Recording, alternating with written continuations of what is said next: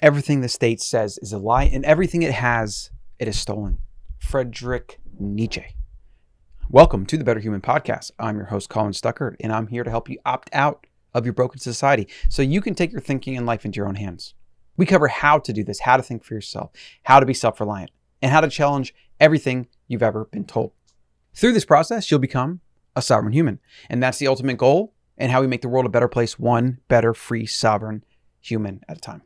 Get the every other day Better Human newsletter, my pride and joy, and join 18,000 plus other humans over at thebetterhuman.co. And today's show is sponsored by our advertising partner, Organifi. High quality superfoods in a convenient, ready to drink, add to a drink form. Learn more about that later in the show, and we'll have a special listener only offer. Now, today's show is Anarchy. Now, I grew up with a negative, pejorative idea of anarchy in my head, because that's how people used it. The idea that anarchy was mostly about like rioters and or terrorists, and they wanted to crumble society.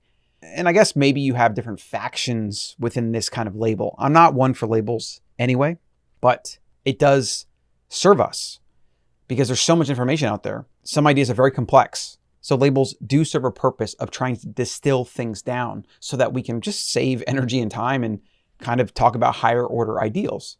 Now, before we get to anarchy and how it's not what maybe you think or what I thought, we got a short news piece from today's newsletter. Federal agencies seek customer data from big tech thousands of times a year. Not surprised, hashtag.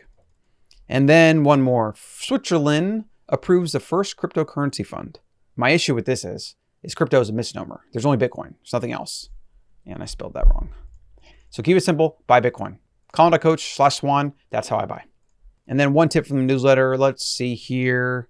We got, simple prep, urban prep. No matter where you live, you should have extra gas to get you potentially out of the city that you're in. You should have water for as long as possible. And the more food, the better. So stock up your freezer with meat. Maybe consider getting a chest freezer like we do and loading it up with the grass-fed cow. Grab some multi-tools and maybe a small camp stove and some other, knives and guns and ammo and things like that. Right? These are things that you want to have all the time, no matter what, and hopefully you never use them. To this piece today on anarchy. Now, I used to think of anarchy as potentially a terrorist or a rioter or somebody that's just like running around the streets fighting police and spray painting walls and stuff. So I was always thought it was like kind of a bedlam type of phrase. But even now, as I've been reading on it a little bit, I still have to fight that bias. And it's actually surprising how hard it is to change the definition in your mind of something that you thought you knew. But it also shows you how necessary it is. Because the reality is here, for me, anarchy is probably the closest thing to a political philosophy and or ideal that I've ever found in my life that I resonate with. Now, there's something that is actually kind of a form of anarchy or like libertarianism taken to another level, and that's called agorism. I'm actually reading into that now, and I will be doing some shows on that. But anarchy is something that's been around for a long time, and it's worth diving into and having just kind of an intro to it to get an idea of what it's about and how to think about it, okay? Here's from the Wikipedia definition of anarchy, which I don't like Wikipedia, but whatever. Anarchism is a political philosophy and movement that is skeptical of authority and rejects all involuntary coercive forms of hierarchy. Anarchy calls for the abolition of the state, which it holds to be undesirable, unnecessary, and harmful. This resonates with me 100,000%. Now, of course, you get into all the what ifs. How does it work? What do you do if you don't have police or fire, this and that? And usually the answer from popular anarchists, like somebody like Michael Mouse, for example, is the free market takes care of that. I think that's probably the case or would be the case as well. But again, these are things that are kind of down in the weeds and you argue them and you debate them, whatever, and nobody really knows because we haven't done it. So it's a lot of just mental masturbation. What I like to do is I like to ignore all that and I like to focus on first principles. I'm always coming down to the things we know for sure. And then from there, the more we think about it, the more we hold true and steadfast to those principles, we can find ways to think about the what ifs and whatever. But it should not take us away from what we perceive as principles. We should always come back to those principles. And that's a problem with 99% of all politics today and the way people go about it, is they argue about all these what ifs and this and that and hypotheticals, and they cite this study and that research and this and whatever. And it's just a bunch of nonsense. Really, it's a bunch of nonsense because you're not going to come to any truths that way. You're not going to come to anything really. Maybe you agree with somebody on one point and then you disagree with them on another. But even when you do that, what changes? right? I'm just not interested in political debate because I think it's a waste of time. And that is actually what you find in agorism, which is strongly vehement against politics, which believes that you're not going to make change through politics at all. And I agree with that, because I look at the system as it is, and it's like, you're not going to make change that way, right?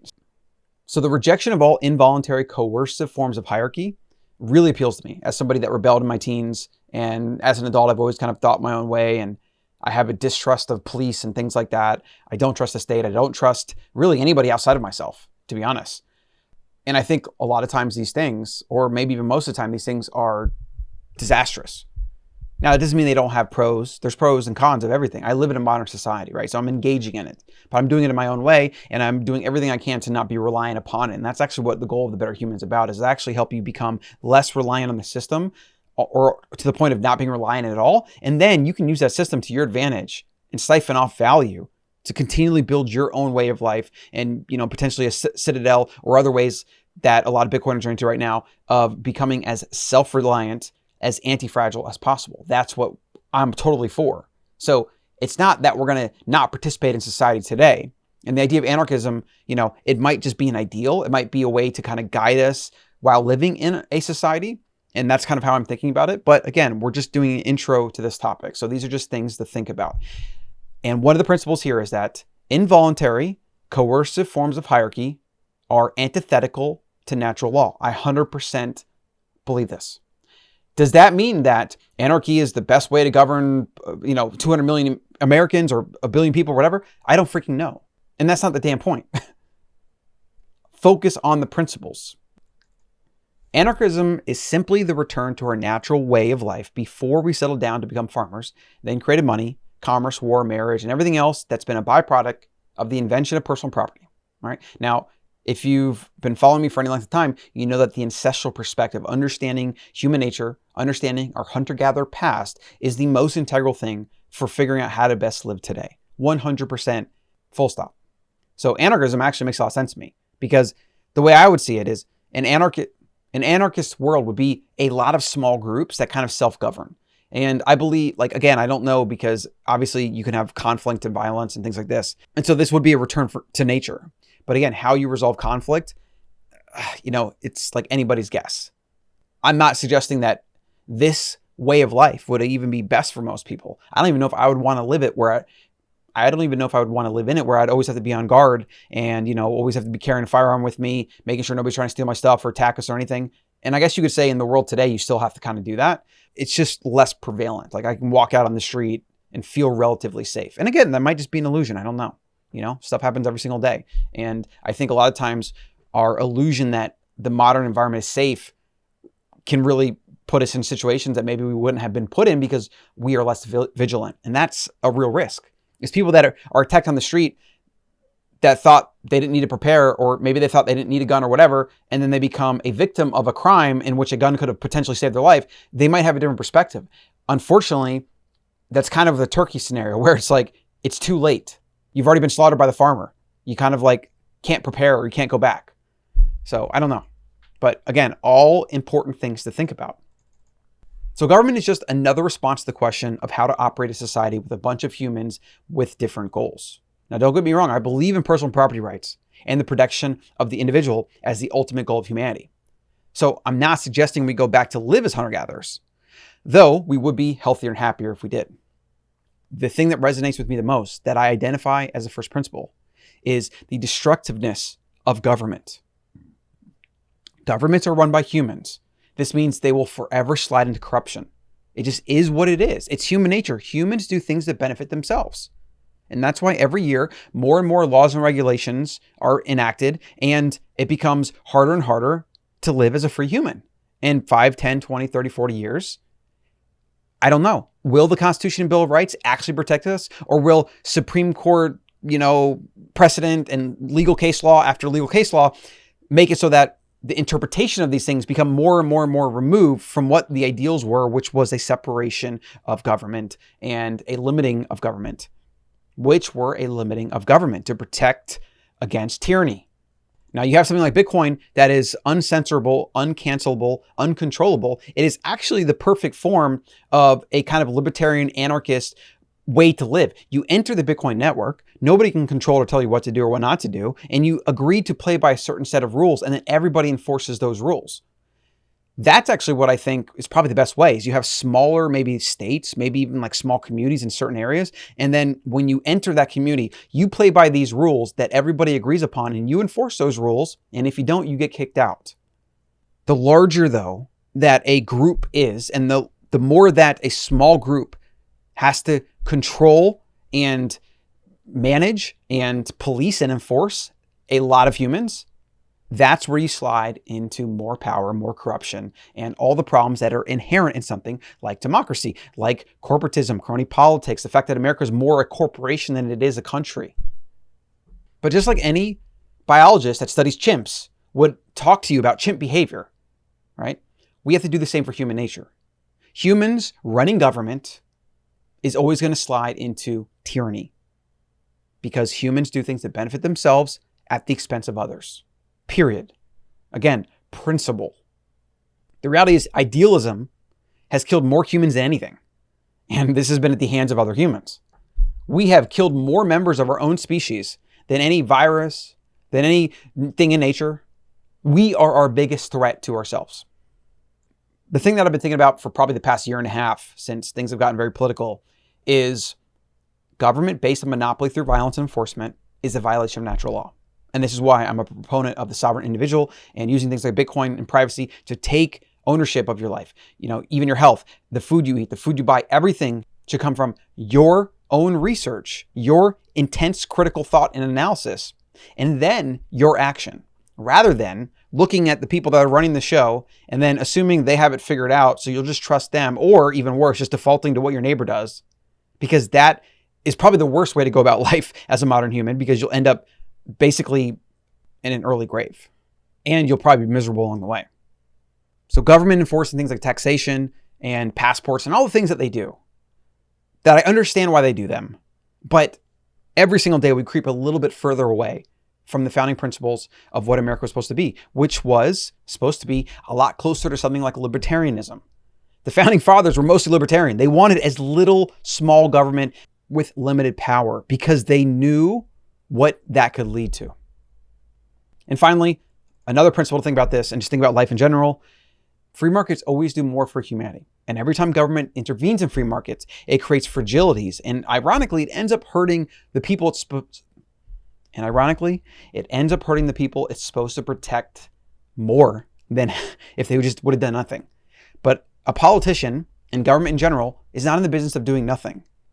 You can't run on a campaign of doing nothing. You don't get votes when you say, I'm going to do nothing, or I'm going to do less, or I'm going to repeal things. Democracy, as Lenin said, is indispensable to socialism because he understood this. And that's why, with a 50% GDP that America has reached, being government spending, 50% people, we are now the United Social States of America. We are the USSA. We are no longer the USA. And it's why ideas around anarchy, agorism, libertarianism are more important than ever. And so this is just a short intro to this topic. Again, the goal is to stimulate your thinking, stimulate those little biases in your mind, maybe the little dissonance thing in your mind. I'm poking that, and it's kind of coming out with a few, right, or feelings like that. That's dissonance. That's good. You want to actually go into that as much as you can because you want to work through it. You want to dispel your bias. You want to dispel what you think you know or don't know. And you want to go into it so that basically you remove everything you think you know, and then you build from the bottom up. Like, that's what we have to do. And that's Nietzsche's idea of the overman, which has been hugely influential to me. And I'm spending a lot of time diving into, which I think a lot of what the Better Human's actually about. It's about basically becoming superior humans, removing our base human nature individually and collectively to create a better world for the future of humanity. Because like, our world's pretty messed up. And it doesn't take much analysis to figure that out. There's a lot of good in the world too, and we've done amazing things. But we're sliding into a very scary dystopian future if we let the powers that be keep gaslighting and propagandizing and fear-mongering and doing all the things that they do. And we see this. They're losing power and they know it, and so they're clamping down harder than ever. And that's why it's more important than ever to create as many free-thinking, sovereign, self-reliant humans as possible. Because if we have like major power grids going down, or if we have hyperinflation in the United States and supply chains break down and you can't get food and you can't get energy and maybe even like water services, like emergency services, like it can get very bad very quickly. And I'm not one to be like doomsday prepper. I actually hope none of this happens, but you can't ignore the fragilities that are all around us. So anarchy, something to think about, something to research. I'm going to be diving into a lot more books and essays on the topic. Also agorism, which I think is probably closer to, if I had to put a label on it, where I fall. These are libertarian ideals, but I don't think libertarianism is the answer because it's kind of playing the similar political game. And I don't think you're going to win that way, right? Like Ron Paul, like people love him that love him, but he's not really done much. You know, he's just kind of been like this little dude in the corner kind of saying like, you guys are idiots. You should change all this. And it's like, okay. He just kind of becomes like that person that does that talking head, but nothing actually changes. So libertarianism, especially the way it is in America, is not going to do anything. It's not going to change anything. It just isn't. It's going to be a free market decision. When people opt out of like banking, for example, because they use Bitcoin, then the banks lose power and maybe they go under or they adapt and they remove their onerous fees and KYCs and all this crap that they do. And we basically detached banking from the government because they lose power, and then the government loses power, et cetera. And when the government loses power over its money printer, and when the government loses power over the money printer, which it will over time, mostly because they're going to keep printing it and they're going to ruin it themselves, but also because we have alternatives like Bitcoin, that's going to erode their power. And what it will do is it will result in a shrinking of government and a shrinking of power and a shrinking of control. The free market, through technology, through technological innovation, is always what changes society, or through revolution. But in a lot of ways, that has a lot to do with technology. The printing press is what removed the monopoly on information and power that the Catholic Church had for hundreds of years. Religion was a form of propaganda. It controlled the masses. And it was also very profitable for the Catholic Church. You should look into some of the pretty corrupt, crazy stuff that the church has done over the years and how you could basically pay to have your sins washed away, and how the Catholic Church is the largest landholder on the planet. Basically a corporation there. So again, anarchism, big idea, worth exploring. I hope you got some value from today's show. I hope you got something to think about. I appreciate you being here. Make sure you get on the Better Human newsletter over at thebetterhuman.co. Thank our sponsor and get 20% off of extremely high quality organic superfood blends that are super easy to add to water and make a delicious post-workout, pre-workout, morning routine, nighttime routine. They have a bunch of different flavors and a bunch of different ingredients. High quality company that I've been following for a long time, especially as somebody who's been in the biz. This stuff is really good. And you get different things like clinical doses of ashwagandha, or if you're into things like green juice, they have that as well. Each blend is flavored, easy to add to water, and pretty yummy actually. And then you can also make your own blends and add some lemon, do things like that as well. You can use code BETTERHUMAN over at Organifi.com/BetterHuman to get 20% off. That's Organifi.com/BetterHuman. Go there, pick out some great stuff, get some delivered to your door, add them to your daily routine, and benefit. Anything that can get you creating your health routine at home rather than out of a package or out of the store is always ideal. So again, Organifi.com/BetterHuman for 20% off your entire order. Check them out.